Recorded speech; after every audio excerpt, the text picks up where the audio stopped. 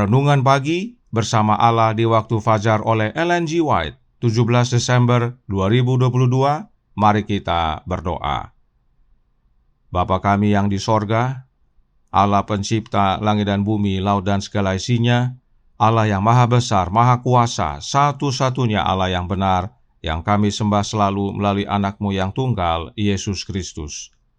Terpujilah Yesus, anak Allah yang maha tinggi, yang adalah satu-satunya jalan dan kebenaran dan hidup bagi kami.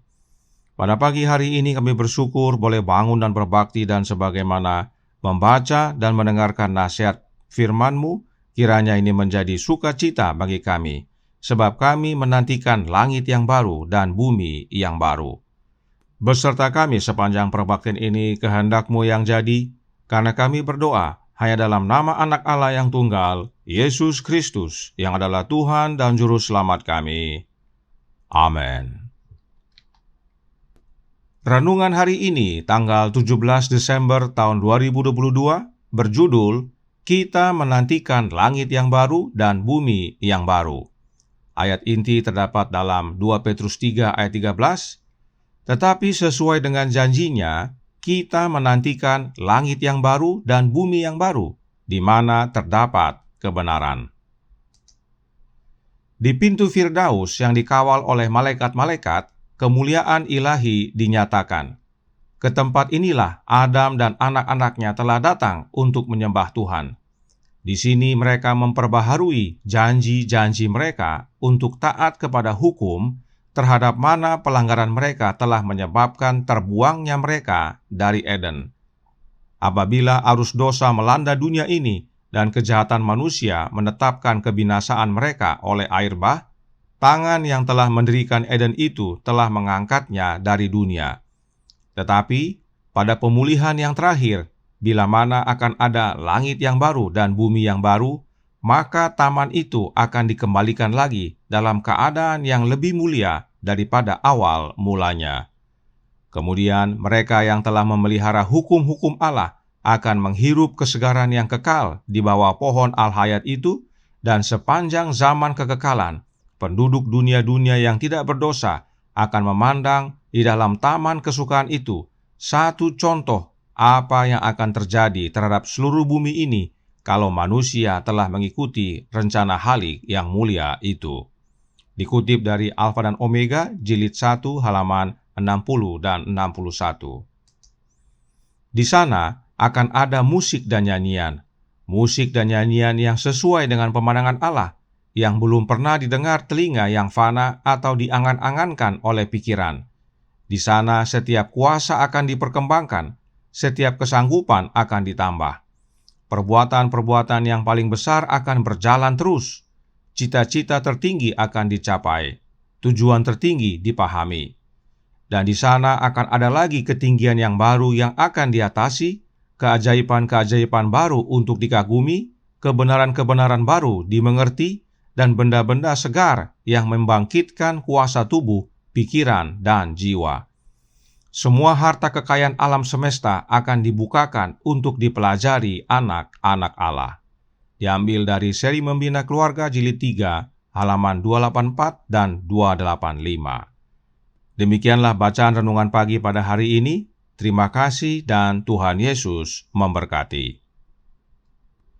Selamat pagi saudaraku dalam Tuhan. Selamat Sabat. Mengapa disebut langit yang baru dan bumi yang baru? Roh Nubuat menjawab dalam The Story of Jesus halaman 184 paragraf 4. Api hari terakhir akan menghancurkan langit dan bumi yang sekarang, tetapi akan muncul langit yang baru dan bumi yang baru. 2 Petrus 3 ayat 7 dan 13. Langit dan bumi akan dijadikan baru. Dunianya tetap sama, yaitu dunia yang kita tinggali sekarang ini, namun diperbaharui. Bagaimana hasilnya?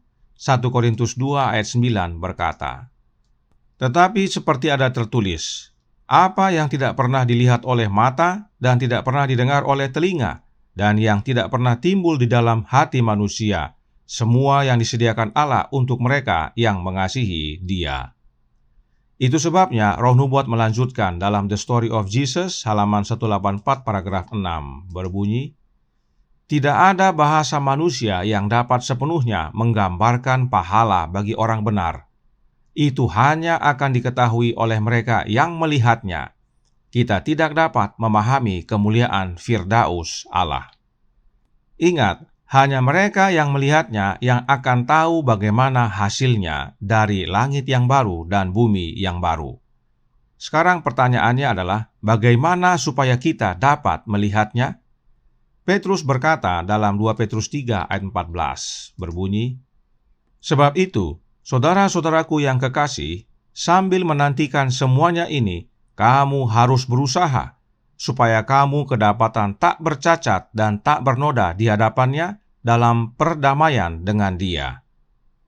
Jadi, dalam menunggu langit yang baru dan bumi yang baru, Petrus menasihatkan agar kita harus berusaha, supaya kita tidak kedapatan bercacat dan bernoda di hadapan Allah. Apakah yang dimaksudkan dengan berusaha? Adakah itu usaha kita? Usaha yang dimaksudkan adalah dalam membuat pilihan. Sebab ada pergumulan besar dalam membuat pilihan di dalam hati kita. Contoh sederhana adalah musik. Untuk meninggalkan musik dunia dan musik rohani yang keduniawian sangat sulit bagi banyak orang. Banyak alasan yang mereka buat agar tetap dapat menikmati kesenangan dunia tersebut. Ini baru musik. Masih banyak hal yang lain yang sulit untuk kita tinggalkan. Jadi, dalam membuat pilihan, kita harus berusaha. Bagaimana caranya? Paulus menolong kita dalam Filipi 1 ayat 10 dan 11. Sehingga kamu dapat memilih apa yang baik, supaya kamu suci dan tak bercacat menjelang hari Kristus, penuh dengan buah kebenaran yang dikerjakan oleh Yesus Kristus untuk memuliakan dan memuji Allah. Pilihan kita menentukan apakah kita suci atau tidak dan tidak bercacat atau tidak pada waktu Yesus datang kedua kali nanti. Karenanya penting sekali untuk kita membuat pilihan yang baik, dan itu bukan hasil usaha kita, tetapi itu adalah buah kebenaran yang dikerjakan oleh Yesus Kristus dalam hidup kita. Bagaimana Yesus kerjakan dalam hidup kita? Oleh kehadiran Roh-Nya. Ingat perkataan roh nubuat berikut ini dalam Bible Echo, Januari tanggal 15 tahun 1892, paragraf 7, berbunyi, "Kita harus memiliki Kristus tinggal di dalam hati kita oleh iman, dan kemudian kita akan memanifestasikan buah-buah roh yang firman Allah nyatakan sebagai kasih, sukacita, damai sejahtera, kesabaran, kemurahan, kebaikan, kesetiaan, kelemah lembutan, dan penguasaan diri." Perhatikan saudaraku dalam Tuhan. Roh nubuat berkata, kita harus memiliki Kristus tinggal dalam hati kita oleh iman. Jika dikatakan harus, artinya tidak ada pilihan yang lain. Yang kita perlukan hanya Kristus dan terhubung kepada Dia. Jadi, bila kita tinggal dalam Yesus dan Yesus dalam kita, maka kita berbuah.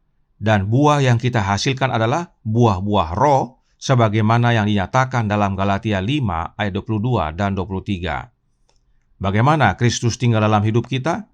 Ingat pelajaran yang lalu, dikatakan melalui kehadiran Roh-Nya Kristus yang kudus terus-menerus di dalam hati kita oleh iman. Inilah yang dimaksudkan dengan berusaha. Usaha kita adalah untuk menerima Kristus atau tidak. Apakah kita mau buka pintu hati kita untuk Kristus masuk dan tinggal atau tidak?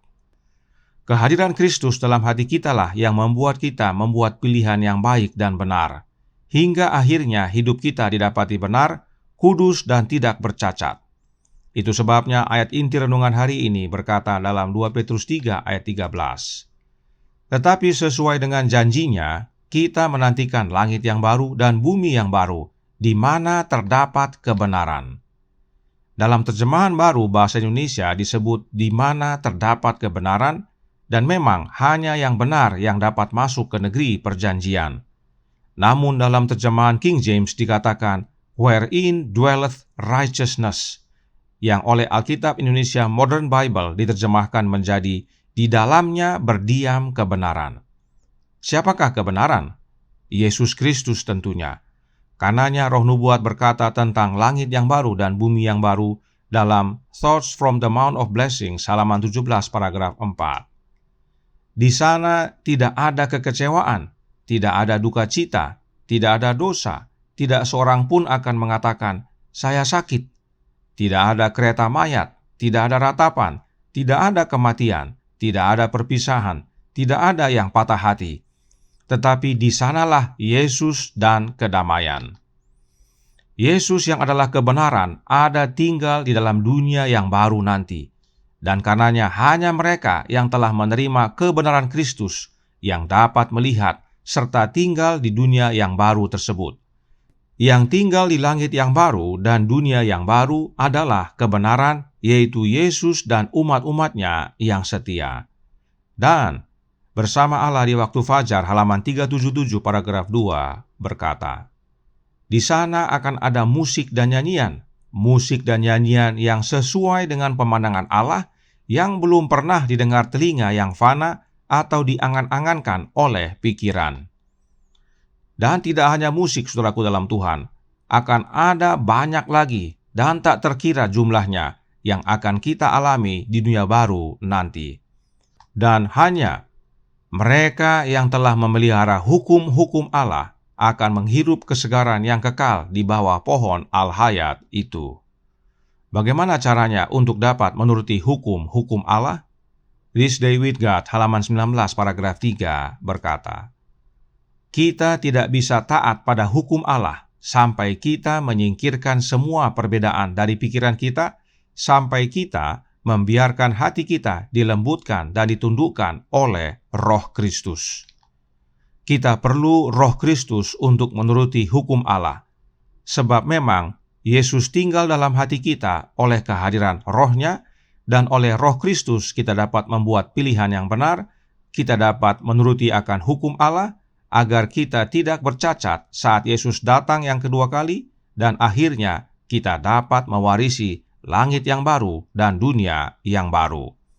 Kiranya ini menjadi pembaharuan dan sukacita bagi kita semua. Tuhan memberkati, saya bawa dalam nama Yesus. Amin. Mari kita berdoa.